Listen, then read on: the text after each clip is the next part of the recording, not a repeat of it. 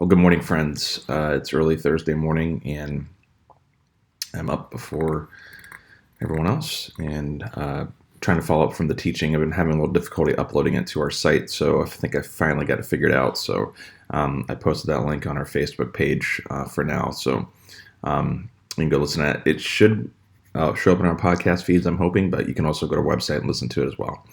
We only had one card from Sunday, and I think a pretty card that would have a pretty simple response, and then had another couple comments from some people that I also want to talk through, and then talk about what's coming up this Sunday. The question was, how do you navigate this conversation of generosity? We talked about the heartbeat of generosity with the prosperity gospel. So here's this prosperity gospel question again. Before I talk about that, just to kind of a little quasi recap of Sunday, we just talked about how God has hardwired the universe to be generous, to give life. And it was really tapping into that kind of posture in general, that we are wired to give. And when we do so, there is an energy there fundamentally in our soul that says this is right.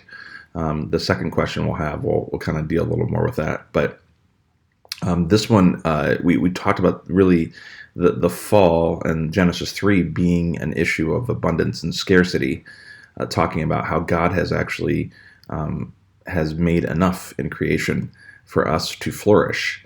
And the one of the issues of Genesis 3 is the idea that we don't have enough, we don't do enough, we don't have any enough. And so that, which is the principle of scarcity. And so the fall really kind of introduces that conversation and really introduces the idea of taking before giving. And so, and really just taking in general, like they took Eve took the fruit of the tree of the knowledge of good and evil. And so just kind of talking through that narrative. So go back and listen to teaching. I don't want to recap it all here in this video, but that's what we talked about. So the question about the prosperity gospel versus the generosity thing. So the prosperity gospel says that because God is a giver of good gifts, and because God is generous, he wants to bless you materially, meaning on this earth with material possessions, and that it's actually part of the blessing of God.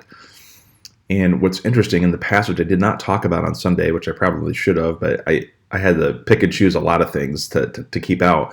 One of them was talking about revisiting Jesus' text in the Sermon on the Mount about storing up treasures in heaven. It's about what you value. And material wealth in the scripture, while it is here and we are to use it in such a way to manage it, we'll talk about that at the end of the series. Treasures in heaven is not connected to material wealth per se, like our possessions. In fact, the teaching about our possessions is that we don't own anything and that we actually are managers of it. So the idea that God just wants to give you more material possessions, and that is kind of the goal, which is really what the prosperity gospel encourages, is just not something that is within the teaching of Scripture in my mind, or even more so, it's very contrary to the teaching that I just gave on Sunday. It is not a posture of generosity at all. It's actually a posture of scarcity and taking. And so that's a very simple answer to that question, or response to that question. The other question or comment, and I think this was a little more relevant, and unfortunately I'm going to punt most of this because, and I'll tell you in a second why, but the question was basically, what do we do about the idea of, it's almost like we create this false dichotomy of givers and takers, right? At the same time, there are those of us who give and give and give, and we have nothing left to give. So what do we do about that? And maybe, and I know my friend Matt talked about this at the beginning of August. You should go back and listen to that teaching if you didn't, but he talked about the gift of receiving, the gift of actually receiving gifts. We don't do that very well. And that was kind of the question, like, what do you do in the midst of that? Because I think the comment was, to actually be a generous person, we have to learn to receive well as well, if not primarily at the beginning. And it's an interesting thought and question. And so I'm going to punt a little bit because our next series we're going to spend 8 weeks talking about emotionally healthy spirituality, and we're going to spend some good time talking through that question. One of those weeks, we're going to talk about the gift of limits. And I will say this, one of the things that we didn't get to talk about that I kept out of the teaching was as creation was made with boundaries, and boundaries are good. In fact, I think about my friend Matt, who said, freedom is the right restrictions, right? So there are restrictions and boundaries, and those are goods, and there's freedom within those things. And one of the things, and this is what we're really going to, we'll talk about this in the next series in October and November, but there is a day of rest woven into the fabric of creation. All of creation is a gift given by God, right? So we have to receive that well. We have to receive it in a way where to honor God's gift, and we can definitely abuse it. We talked about that on Sunday. But there also is a day of rest woven within the fabric of creation. As much as there's debate over what a Sabbath means, because that's what we're talking specifically about in the next series. But some people like to get hung up like, okay, do I take a day of Sabbath, and what day is it? And you get so wrapped up in it instead of like taking a bigger step back and asking the question, why would God weave that rhythm into the fabric of the universe? And that is a really interesting question, especially in light of generosity. So that said, if you're the type of person who's just giving, and you don't receive well, you don't have some time to fill yourself back up, that ends up being destructive in a lot of ways. Sometimes we give, but the reason that we give is because we want to receive something in return selfishly. Sometimes that happens. There's lots of different tangents, which is why I left it out of the teaching on Sunday, because I could have went all over the place with this. It's a really good question to kind of to walk through and wrestle with. But what I find sometimes, if people have that mentality, or they don't have those boundaries, they get jaded. They start getting a little bitter about generosity and giving, or they hold back on some things, or they don't, we don't have the discipline and space to fill ourselves back up. And if you think about the last series, about our prayer series, one of the practices we talked about was lectio. It's just a practice. It's not the end all, the be all. But what's interesting about that practice is it's giving you space to be still. And I'm going to introduce another practice in the next series to kind of further that along. But if we're not taking space to fill ourselves back up, then it's going to be hard to give of ourselves.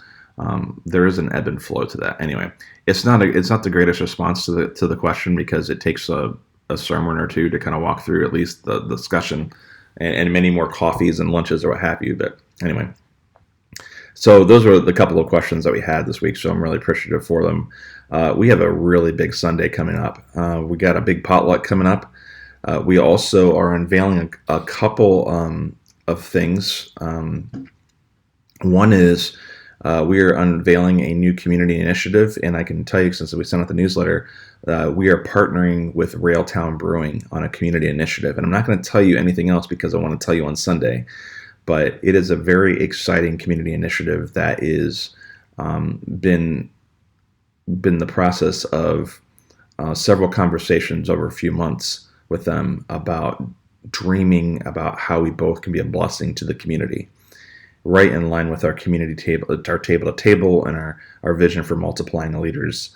My friends Justin Buter and Jim Lee over Railtown are just incredible people, and it's been really exciting to have these discussions.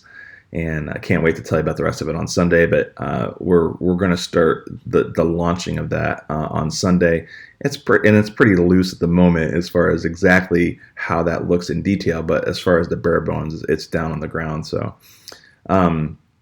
we also have a vision team meeting, and basically what that is we are inviting the church into helping us establish our next 4 90-day goals. We have a big vision. We talked about that in March, and table to table is a part of our vision for the next year. We got another few months left on that, and we're inviting the church into that process. And I'm really excited, not only excited about the process, but also excited about how we're doing it. What's even more exciting is that I'm not leading the meeting, which is great. So it just really taps into our grand vision of being a center for multiplying leaders and sending people out to lead transformative movements for Christ in our world. I think in a lot of ways what's happening on the 8th is a lot of kind of orienting ourselves around the corner in that direction. So that's coming up. We also are going to talk about a ton of new things. We're going to talk about generous with our service on Sunday. And with the potluck, we're going to provide you with opportunities to get plugged into new ground. Several on-ramps are available, and you're going to see on Sunday we're really ramping up our community initiatives. That's one thing this fall that is definitely becoming very evident. We have this new partnership with Railtown. We have Pumpkin Palooza coming up in October, which is a big event. It's all hands on deck. We need you to volunteer for it if you haven't signed up already. We have a great planning team of people. Several people are involved in that team. It's been really exciting to get their updates and what they're planning. And we also have Kids Food Basket returning. Ashley Warburton is taking the helm in that, and she's really rolling and running with it. And it's on all hands on deck for that as well. It's coming Tuesday, September 24th. So of helping feed hungry kids in Grand Rapids. So there's a lot of things that are coming to the table this fall, especially in the community table. We're also going to highlight some ministries on Sunday. Teaching's going to be a little different. I'll do a little bit of teaching, but we're also going to have an interview with several people in our church about things that they're involved in New Ground and why they think it's important. And so hopefully you'll get a whole big picture on Sunday if you hang out with us about what's happening at New Ground, where we're going. It's been cool to see this corner being turned in a way. I think we're starting to step into this vision that God has for us, and we have been, but you're really starting to see get legs underneath it. And I'm really excited about all the new people that are being involved in leadership. I'm also excited about all the new people that are getting plugged in. So we're really trying to provide a lot more on-ramps for you to connect. And so, including community groups, so we have some new person or couple leading. About to lead a new community group. They're going to get that together. So, there's all sorts of cool things that are happening. And so I hope you can join us on Sunday at 10 a.m. In the meantime, I hope you've been writing down the 2 things that you've been grateful for every day. What have been gifts God has given you to reflect on those. I hope that's something that you've been writing down. And I hope you've been asking questions about how to be generous with those around you. I hope this series will continue to just flourish and really spark our church in an incredible direction. Really excited about a lot of things coming up. So hope you have a rest of the great week. We'll see you on Sunday. In the meantime, grace and peace, friends.